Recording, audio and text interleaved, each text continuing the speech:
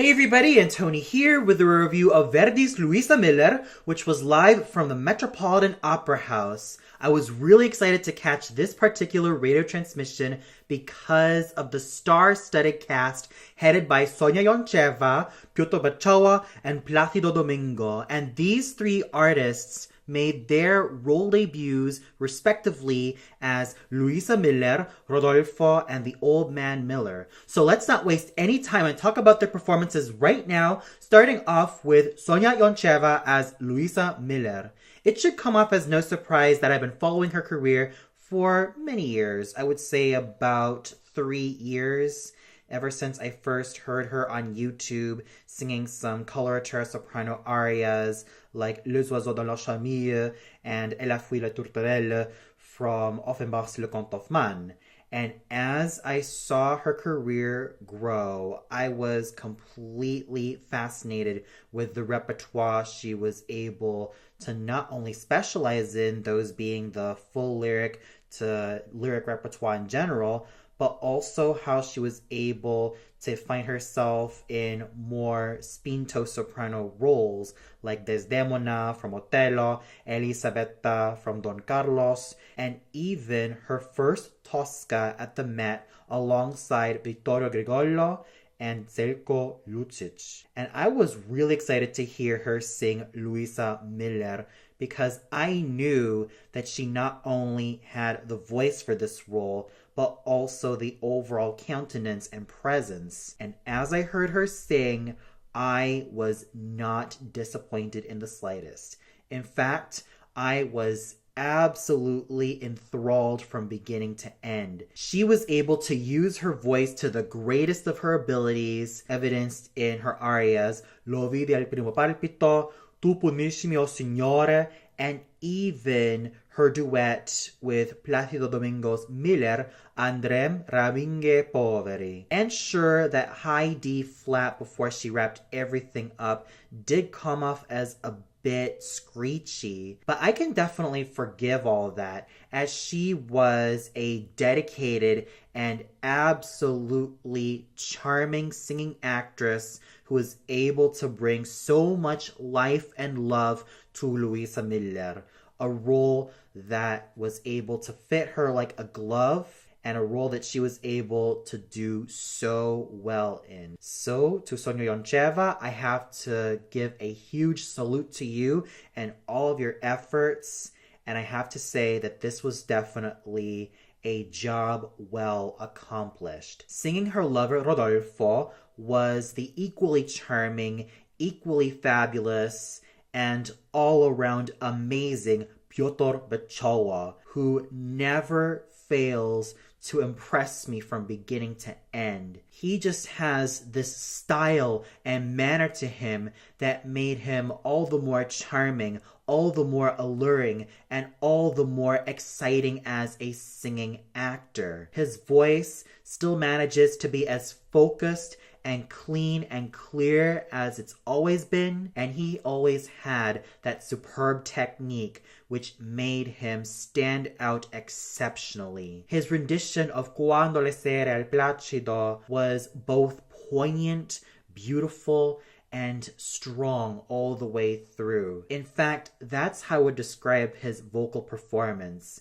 It was strong. There was not one moment where I thought he wobbled. There was not one moment where he had any type of vocal fallacy. And in fact, he was able to carry through from beginning to end. And it's all thanks to his magnificent gifts as a singing actor that he was able to bring Rodolfo to life, complete with passion and a lot of exuberance, which certainly made his overall portrayal an absolute standout. And let's not forget about his vocal chemistry with Sonya Yoncheva's Luisa Miller. It was so palpable, and I can definitely tell that these two pros were at their absolute A-game with everything they did. Placido Domingo was an overall solid Miller. However, he's basically a tenor who just really needs to retire at this point. But in spite of all that, I still have to salute him for not only his charisma, but for his efforts into bringing this particular character to life. Yes, we do have at our disposal all the great baritones of today who could have ended up singing his part.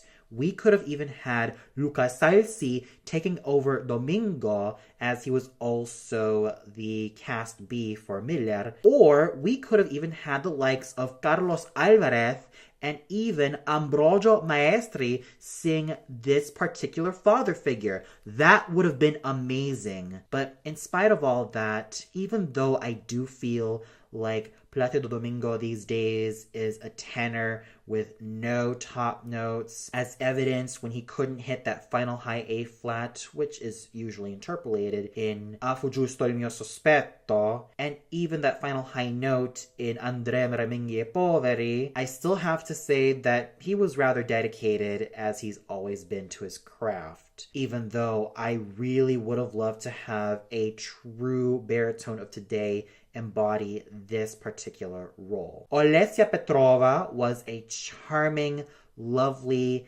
and absolutely rich-voiced Duchess Federica. I mainly heard about this wonderful dramatic mezzo only through passing, but as I heard her voice, I was completely charmed with everything she accomplished so far. What I noticed about Olesya Petrova is that she specializes in a lot of the contralto and dramatic mezzo roles, those being the likes of Amneris, Ulrica, the voice of Antonia's mother, and even that of Santuzza from Cavalleria Rusticana. And as I heard her singing the role of Federica, I was completely blown away with that focus that she had in her voice, that awesomely round and rich timbre, complete with great incision. I really have to say that she stole the show, and she certainly made the best out of this otherwise thankless character. Dmitry Beloselsky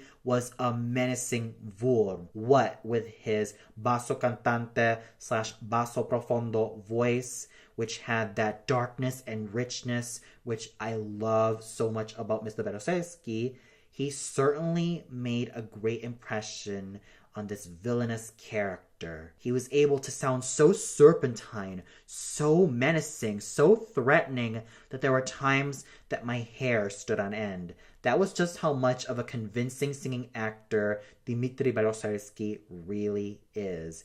And he knew how to use those great vocal gifts to his advantage. And he also coupled it with such fine class in terms of his diction and in terms of everything he accomplished as an overall singer. Alexander Vinogradov was a focused and absolutely fine Conte Walter. What with his bass baritone / basso cantante voice, he was able to put in so much life to this father figure, and he was able to act the overall guilt so well that he was able to make him complete as not only a character, but as a force to be reckoned with. And let's not forget about their amazing duet with Alexander Vinogradov's and Dmitry Beloselsky's voices blending superbly together and making such great music, and of course making this particular scene an absolute standout. We also had such equally amazing singing to be found in Rihab Shayeb's charming Laura and Patrick Miller's characterful peasant. So overall, the singing was absolutely great all around.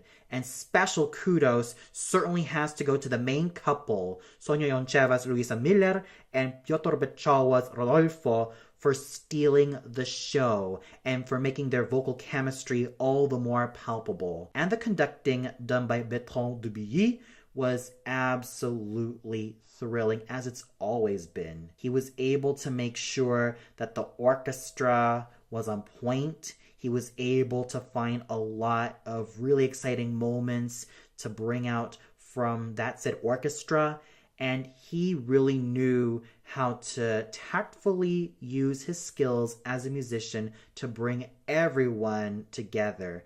And of course, the chorus and orchestra of the Metropolitan Opera House were absolutely amazing. So overall, with such great singing to be found in the main couple of Sonya Yoncheva as Luisa Miller and Piotr Beczala as Rodolfo, and let's not forget about Olesa Petrova, Placido Domingo, Alexander Vinogradov, Dmitry Poloselsky, Rihab Shayev, and Patrick Miller, as well as some equally energetic conducting to be found in Bertrand de Billy, I really have to say that this radio transmission of Verdi's Luisa Miller live from the Metropolitan Opera House was definitely a great trip, which I will never forget. And for those of you who either watched the Met Live in HD production or even listened to this particular radio transmission, what did you think of it? Do you feel like Sonya Yoncheva and Piotr Beczala stole the show as the main couple of Luisa Miller and Rodolfo? Was there another singer who stole their thunder, whether it be Placido Domingo,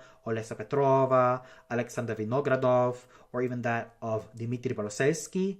Do you feel like Placido Domingo should have retired altogether?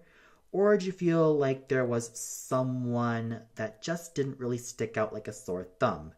Comment below and let me know. Well, that's all for now. Be sure to tune in next time where I review Cavalleria Rusticana and I Pagliacci live from La Monnaie. So until then, have a great day, everybody.